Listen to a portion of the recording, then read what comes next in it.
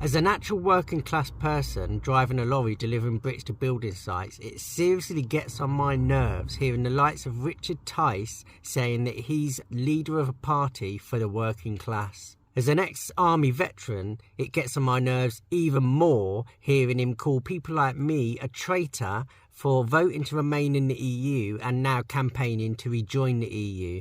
Claiming that a majority of people in the UK wanted out of the EU, despite the numbers clearly showing that a majority in 2016 didn't vote to leave the EU, and the majority in 2019 actually voted for parties who wanted a second referendum or to scrap Brexit altogether.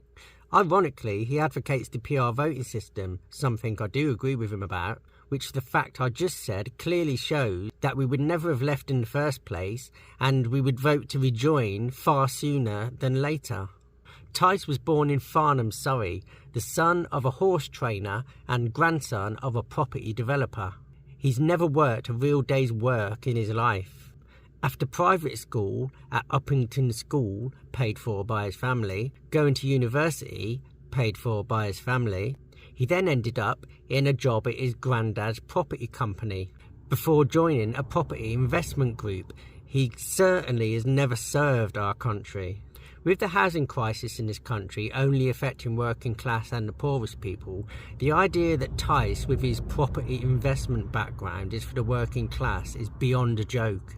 2 offshore companies owned shares in Tice's family business since the early 90s, depriving the country of taxes which could have been used to build infrastructure or public services for the working class.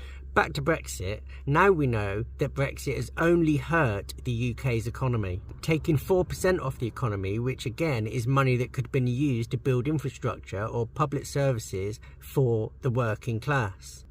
Brexit has also deliberately divided the working class more than any other people through the dog whistling and racism used in the Leave campaign. For most of Tice's adult life, he was a donor to the Conservative Party.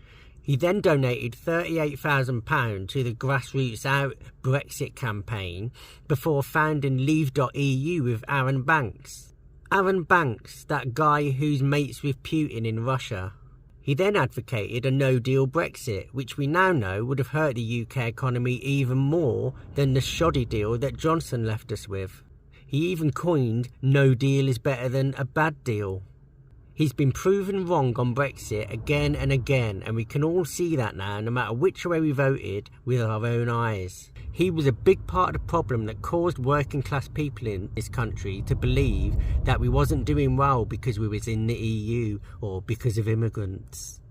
Well, enough people in the country voted to leave to call his bluff, and now the EU cannot be blamed. We also now know that we need immigration in this country because of huge shortages in sectors such as healthcare or building or logistics. Immigration is a good thing.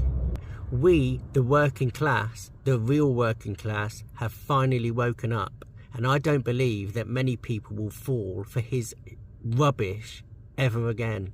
Richard Tice has done nothing but hurt our country and the working class, and especially the poorest people in it.